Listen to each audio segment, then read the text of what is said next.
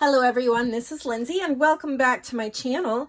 This video is sponsored by In Love Arts. I got a lovely little package from them. I've actually had it for a couple weeks and I haven't had a chance to figure out a video, but I got that done and I can't wait to show you what I made with one of the products and then show you a few other things that, that they sent. I'll have the link to the shop below.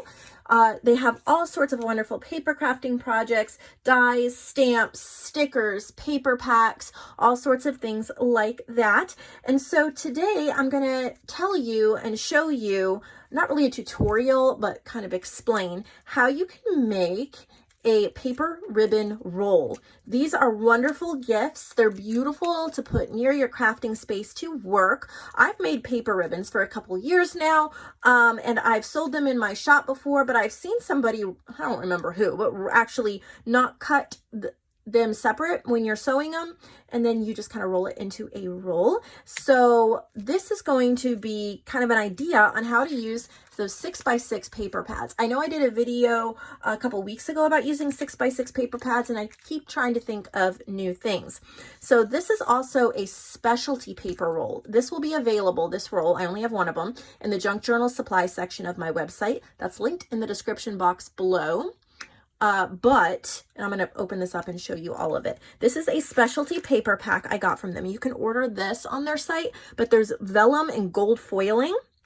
There's 10 6x6 sheets. It was just a little pack. So I used the entire thing, no scraps, the entire thing to make this. So the first thing that I did is I took the papers and I cut them into 1.5 inch strips. Since it is 6 inches across, that gives you 4, right? Yeah, 4 strips. So I had 1.5 by 6 inch strips.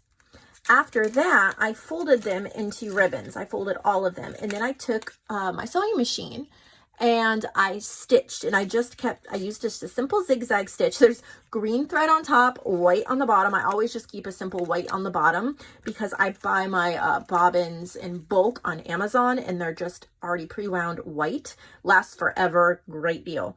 But as you can see here, I have vellum and look at the gold foiling.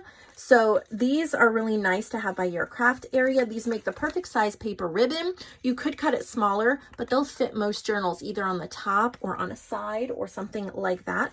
So this was an entire 6x6 10 sheet pad. Then there's some kind of semi-gloss papers. They're just so pretty. Look at those botanicals, so that you get this whole roll. But I thought that this would be a great idea. When I fold them in half, and I'm gonna use this as an example, I didn't do a whole tutorial start to finish because I don't have a sewing machine in my filming room, and I wanted to put it together and then do the video, but this works. So I'm just gonna cut some strips here to show you how I folded them in case you've never made paper ribbons before. I'm sure there's more than one way to do it. I used to fold it multi-directional back and forth, but that's really hard to sew on your sewing machine. It takes a lot of concentration. So if you have strips of paper, all I do is I fold down. That's all I do is I fold down, press, fold down, press, fold down, press. And then I move on to the next one and I go quicker. Fold down, fold down, fold down. So for this size, if it's 6 inches long, I do 3 fold downs. I do not worry about it being perfectly straight. You see how that does not line up and it's kind of curved? I actually kind of like that. I just kind of, whatever my fingers do, it's a great thing to do when watching TV. I do not measure. I do not try to make it perfect because I really like the imperfect. Now, as you can see here, this has the barcode on it. You could just throw it away as trash, or guess what? We don't even have to know that this was like the front promotional. We can just cut those bottom promotional pieces off. And then when we run it through the sewing machine, you would never know. It just looks like paper. So I set it to zigzag. You can do a straight stitch. I just think that the zigzag looks better. I've done straight stitch before. I don't particularly like it. If you have other fancy stitches, you can do those as well. Try different colored threads too. But you sew and then just keep going. You keep adding them on. so that you have that little bit of thread in between. Then when you're ready to use it, you can cut right there, or you can just cut a section off. I'm not going to cut it now because this is for sale. I think somebody would really enjoy using that, especially look at those gold accents. I wish I could keep this for my journals, and you know, I could, but I can make more, and I really want to give this to somebody. So it's in the junk journal supply section of my shop. They're so beautiful. I just loved how it came out. It didn't take too long. You could definitely whip it together in a fairly short amount of time, depending upon if you've done it before and how fast you are. But I'm still going with all this that was in that roll, as you can see.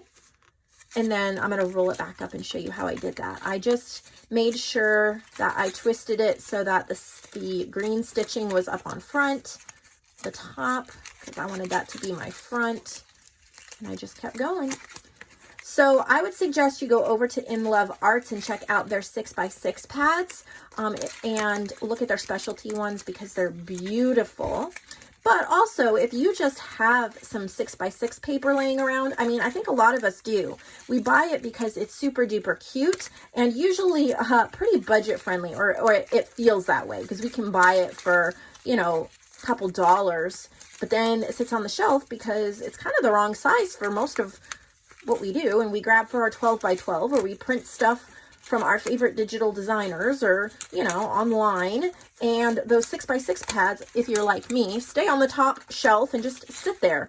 So I think this is a great way to use it. Of course, you can still do this roll with just paper scraps that you have, or even 12x12 paper. You can just cut strips down. It would be perfect if you had some 12x12 papers that weren't your favorite. Today over on my Facebook group, and that's in the description box below too, the daily topic of discussion, we try to have daily topics Monday through Friday, was about digital paper versus 12x12 scrapbook paper. And which one do we like better? And we're just talking about that. Someone commented that they love the 12x12 paper, but in every pack of paper, there's usually at least a few sheets that are not her favorite and that she doesn't really like and she doesn't know what to do with. So I think that that is great too, to use those pages, cut them into strips. Obviously, then it would be like 1.5 inches by 12 inches, which is fine. Or you could cut them wider or narrower. You know, you could go 1 inch or 2 inches, or, you know, whatever size you want. It's a great way to use that up. Give them as some crafty gifts this summer. Be beautiful to wrap a gift into if you have Christmas papers. In Love Arts has a Christmas 6x6 paper. I wish I had pulled it to show you because I have it. I showed it in one of my other videos. But you can make these in Christmas rolls and then use them to wrap your packages. I think that would be beautiful as well.